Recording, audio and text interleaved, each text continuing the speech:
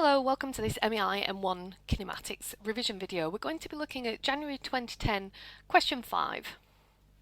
So let's read through the question together first. We're given the velocity of a particle in terms of t here, and we're asked to do three things. So first of all, we have to find an expression for the acceleration of the particle at a particular time. That's worth 2 marks. Then we have to find the displacement of the particle from its position when t equals 1, so that's like our starting point, to its position when t equals 3, 4 marks. We're also given that v is positive, and we have to explain how this tells us that the distance travelled by the particle between 1 and 3 has the same value as the displacement between those two times, and that's worth 2 marks. So let's start by having a look at part 1. So we've got the velocity in terms of t, and we have to find an expression for the acceleration. Now you may be familiar with a diagram that looks something like this, and you may recall that from displacement to get to velocity we differentiate, and from velocity to acceleration we differentiate. And if we want to go the opposite way, if we want to go upwards, then you would integrate each time. So that will be helpful for the first couple of parts of the question. So to get our 2 marks here, we have a velocity, we want to find an acceleration. So using our diagram, we know that we have to differentiate. So the acceleration will therefore be 6t minus 12. And that's all there is to it. So that was a fairly sort of easy 2 marks to start off with. We now have to find the displacement of the particle from its position when t equals 1 to its position where t equals 3. Now if we look back at the diagram on the previous page, we're given velocity and we want to find displacement, so we have to integrate.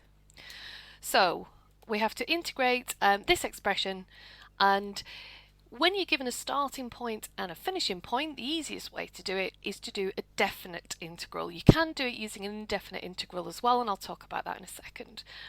So to find the displacement, we're going to do a definite integral between 1 and 3 of 3t squared minus 12t plus 14 with respect to t. So carrying out that integration, we'll have t cubed minus 6t squared plus 14t, and that's between 3 and 1. So we substitute those values in. We're going to get, substituting in the 3, we're going to get 27 minus, that will be 9 times 6, 54, and 14 times 3, 42. And then sub in 1 minus 6 plus 14. So if we work those out, the first bracket there, that will give us 15, and the second bracket is 9. And so the answer is that the particle has a displacement of 6 meters during the period from t equals 1 to t equals 3. Now you can also do it as an indefinite integral if you wanted to. If instead of doing this definite integral, we just integrated and did the general plus c. So we'd be integrating the same expression but without limits. That would give us t cubed minus 6t squared plus 14t plus c. Now it tells us here that we want to know the displacement between t equals 1 and t equals 3. So we can treat t equals 1 as kind of like a starting point. So at that point we have no displacement. We can measure our displacement from that point.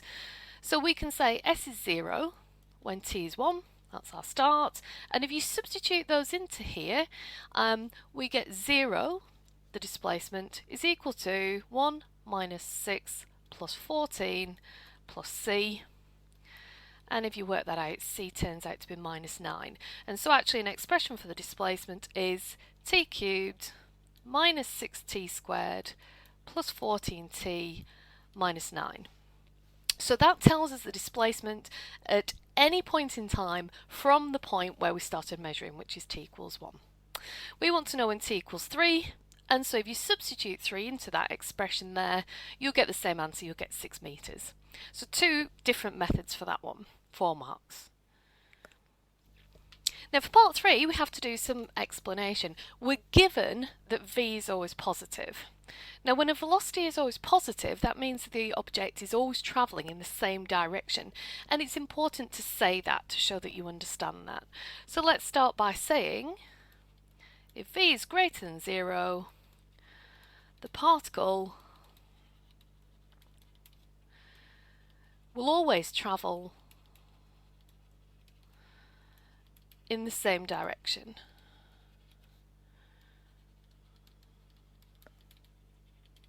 So there isn't any change of direction here. That means that the distance from the starting point will always be the same as the displacement.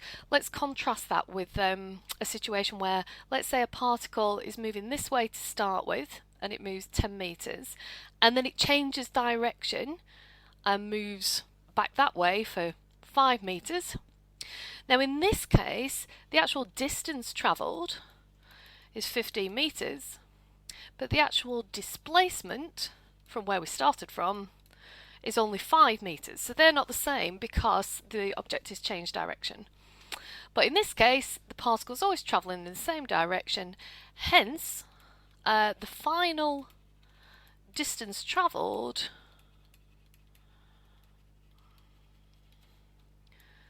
will always equal the displacement. So that's for 2 marks. Okay, so let's go back through the question now, and let's have a look at how the marks were allocated. So we just change colour and go back. Let's have a look at part 1. So this is worth 2 marks. There's a method mark here for actually doing some differentiation, and an accuracy mark for getting it correct. So that's pretty straightforward. On the next one, looking at the definite integral method first, you get 1 method mark for actually carrying out the integration. You get an accuracy mark for getting at least 2 of the terms correct.